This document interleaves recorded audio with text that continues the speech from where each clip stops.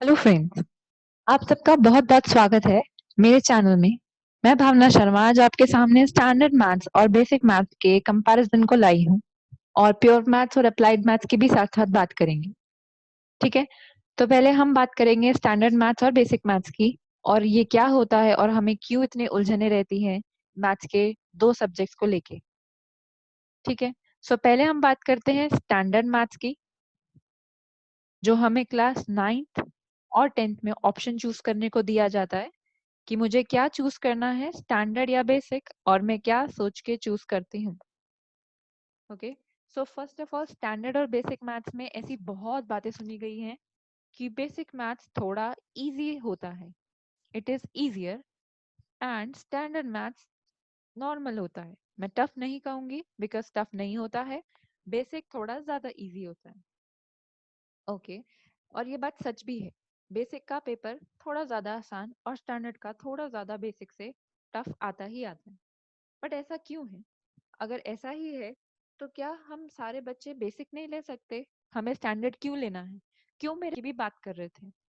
Okay, सो उसके लिए main point ये है कि अगर स्टैंडर्ड मैथ्स हम लेते हैं तो हमारे पास एक एडवांटेज होती है, और वो क्या एडवांटेज होती है वो भी मैं बताती हूँ।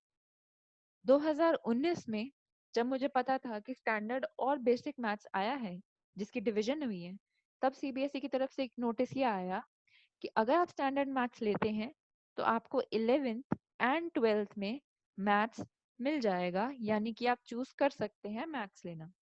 लेकिन अगर आप बेसिक लेते हैं तो 11th एंड 12th में आपको मैथ्स नहीं मिलेगा। Okay, so it was a bigger advantage to choose standard over basic, क्योंकि अगर हमें हायर मैथ्स पढ़ना है तो हमें स्टैंडर्ड लेना पड़ेगा। इसीलिए मेरे कुछ फ्रेंड्स स्टैंडर्ड और कुछ बेसिक भी लेते थे। फिर बात करते हैं 2020 की। सीबीएसई ने जब एक नया नोटिस इंट्रोड्यूस किया और due to some reason CBSE ने चेंजेस कर दिए, क्या कि अगर आप 11th एंड 12th में मैथ्स लेना चाहते हैं तो ऑब्वियसली आपको स्टैंडर्ड से तो मिल ही जाएगा, लेकिन अब आपको बेसिक से भी मिल जाएगा। यानी कि अब अगर आप 11th 12th में हैं तो आपको मैथ्स मिल जाएगा, अगर आप स्टैंडर्ड से लेंगे या बेसिक से लेंगे। बट इसमें एक ऑप्शन एक्स्ट्रा ये भी ऐड अप हो गया कि जो बच्चे मैथ्स नहीं लेना चाहते हैं वो बेसिक से ही आएंगे। मतलब अगर आप स्टैंडर्ड के स्टूडेंट हैं तो आपको मैथ्स लेना ही पड़ेगा, आप मैथ्स नहीं छोड़ सकते। सो अगर अब हम बेसिक चूज करेंगे तो ये सोच के कि शायद 11th एंड 12th में मैथ छोड़ना पड़ सकता है अगर मैं चाहूँ तो।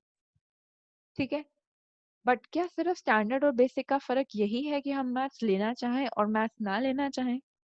जी नहीं, स्टैंडर्ड आगे हमें दो चीजें ऑप्ट करता है जब हम 11th एंड 12th में जाते हैं। 11th एंड 12th में हमें दो तरह के मैथ स्टैंडर्ड से मिलते हैं। One maths is of pure maths and the other maths is of applied maths. और जब हम बेसिक से लेते हैं तो बेसिक हमें सिर्फ अप्लाइड मैथ्स के लिए ही एलिजिबल करता है। यानी कि अगर हमारे पास बेसिक मैथ्स है तो हम प्योर नहीं चूज कर सकते, सिर्फ अप्लाइड चूज कर सकते हैं। या आप अप्लाइड चूज करेंगे या आप मैथ्स ही नहीं चूज करेंगे। There are two options, and in standard या तो आप प्योर चूज करेंगे या तो आप अप्लाइड चूज करेंगे। फाइन, बट अब हमारे दिमाग में ये सवाल आ रहा होगा कि प्योर क्या है और अप्लाइड मैथ्स क्या है, क्या फर्क है दोनों में। तो आइए अब उसकी बात करते हैं। जब हम बात करते हैं प्योर मैथ्स की, जो हम सिर्फ 11th एंड 12th में बात करेंगे, क्योंकि 9 10th के स्टूडेंट्स को सिर्फ बेसिक और स्टैंडर्ड तक ही पता होता है। Okay, pure maths and applied maths ये हमें 11th एंड 12th में चूज करने को दिया जाता है। अब हमें इन दोनों में से क्या चूज करना है और किस बेसिस पे चूज करना है उसकी बात करते हैं। देखिए, अप्लाइड और प्योर मैथ्स में basically pure math is more useful when you are opting for science, when you are opting for science. ठीक है, and applied maths is more useful, ज्यादा यूजफुल कहाँ है? For commerce, when you are opting for commerce stream. Okay, arts की बात इसके बाद करेंगे। ठीक है, सो साइंस के लिए ज्यादा यूजफुल है क्या? Pure maths. और कॉमर्स के लिए ज्यादा यूजफुल क्या है? Applied maths. पर मैं ये नहीं कह रही हूँ कि अगर आप प्योर मैथ के बच्चे हैं और आप कॉमर्स लेना चाहते हैं तो गलत है, वो भी आप ले सकते हैं।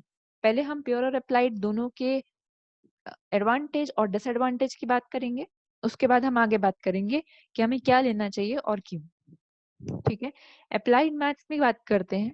अप्लाइड मैथ की पहली एडवांटेज कि हम अप्लाइड में मोस्टली टैक्सेस और फाइनेंसेस के बारे में पढ़ते हैं, राइट? जहाँ पे हमारा टैक्सेस और फाइनेंसेस पढ़ने से मेन फोकस किसकी तरफ चला जाता है? कॉमर्स स्ट्रीम की तरफ। क्योंकि अगर मैं सीए बनना चाहती हूँ, अगर मैं कंपनी सेक्रेटरी में चूज करना चाहती हूँ, तो आई थिंक टैक्सेस और finances is the best option जो मैं 12th और 11th में ही पढ़ रही हूँ। ठीक है, और इसका दूसरा एडवांटेज शायद उन बच्चों के लिए जो सीए नहीं बनना चाहते, सबसे बड़ा एडवांटेज कि हमें कॉम्पिटिटिव एग्जाम्स के लिए इसी में सिलेबस में ही तैयारी करा दी जाती है। ठीक है, कॉम्पिटिटिव एग्जाम्स से मतलब है मेरा वो सारी गवर्नमेंट जॉब्स के एग्जाम जो मैं शायद 12th के या ग्रेजुएशन के बाद देना चाहती हूँ, उसके हमें major portion 11th and 12th में ही पढ़ा दिया जाता है मैथ्स का। Okay, so this is a very big advantage to this generation. Why? Because इससे आने पहले जो लोग थे, जैसे तुम्हारे सीनियर्स थे, उनको ये एडवांटेजेस नहीं थे, तो उन्हें वही पढ़ना पड़ता था जब वो एग्जाम्स के लिए फिल आउट करते थे। यहाँ पे आप पहले भी पढ़ सकते हैं। जब आप 11th 12th में ही बेस बना लेंगे तो एग्जाम क्लियर होने के चांसेस बहुत ज्यादा बढ़ जाते हैं। ओके, एंड प्योर मैथ्स के लिए क्या एडवांटेज है कि हम सारा मैथ्स इंजीनियरिंग और से डॉक्टर वाला दोनों पढ़ लेते हैं, इंजीनियरिंग और हेल्पफुल टू डॉक्टर्स ऑल्सो, जो हम यहीं पे इजीली पढ़ लेते हैं और हमें ज्यादा इधर उधर सोचने की जरूरत नहीं पड़ती। Okay, but again I am saying कि ऐसा नहीं है कि अगर आप प्योर मैथ्स ले रहे हैं तो आप साइंस स्ट्रीम ही लेंगे। काफी बच्चे ऐसे भी होते हैं जो प्योर मैथ्स लेके कॉमर्स ले लेते हैं। Okay, now what that does mean? अब अगर मेरे पास प्योर मैथ्स है, मैंने स्टैंडर्ड ली थी, मेरे पास प्योर मैथ्स आ गया, बट मैंने आगे जाके कॉमर्स ऑप्ट कर लिया। कॉमर्स ऑप्ट करने का मतलब क्या हुआ कि मुझे नहीं बनना इंजीनियरिंग, मुझे नहीं करनी डॉक्टर, मैं क्या कर सकती हूँ? मैं कॉमर्स ऑप्ट कर लिया। कॉमर्स ऑप्ट करने पे मैं क्यों प्योर मैथ्स पढ़ रही हूँ और अप्लाइड नहीं पढ़ रही हूँ? बिकॉज मेरा ना तो टैक्सेस में इंटरेस्ट है और ना ही मुझे कॉम्पिटिटिव एग्जाम्स के लिए आगे प्रिपेयर करना है। जब मैं इन दोनों पे क्रॉस लगा रही हूँ, दैट मीन्स मैं कुछ और क्लियर सोच के बैठी हूँ। से मुझे अपना डिजाइनिंग करना है, से मुझे डिजाइनिंग की जगह लॉ करना है तो क्लैट देना है, राइट? क्लैट की जगह से मुझे नॉर्मल ग्रेजुएशन करके प्रोफेसर बनना है और टीचर बनना है। So I will opt for pure maths when I am opting for commerce. Okay, but अब सवाल एक ये है कि अगर मेरे पास बेसिक मैथ्स है तो क्या मैं बेसिक मैथ्स के साथ दूसरा ऑप्शन प्योर ऑप्ट कर सकती हूँ, जहाँ पे मुझे बेसिक लेने के बाद इंजीनियरिंग करनी है या बेसिक लेने के बाद डॉक्टर करना है? So I will say no, you can not opt. अगर आपके पास बेसिक है तो दो ऑप्शन कि या तो आप अप्लाइड ले लीजिए या तो आप मैथ्स ही छोड़ दीजिए, no maths.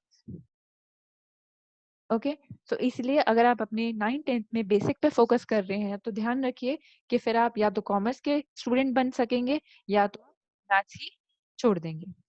Okay, so these are the basic difference. And when I talk about art student, so again art student can also think about कि हमें प्योर लेना है या बेसिक लेना है, और फिर प्योर लेके बेसिक लेके हमें आगे क्या बनना है उस अकॉर्डिंग में आगे प्रोसीड कर सकती हूँ, राइट? सो बेसिकली मेरा कहने का क्या मतलब है कि 9th and 10th में ही आज सीबीएसई हमें फोर्स करता है सोचने के लिए अबाउट आवर करियर ऑप्शन।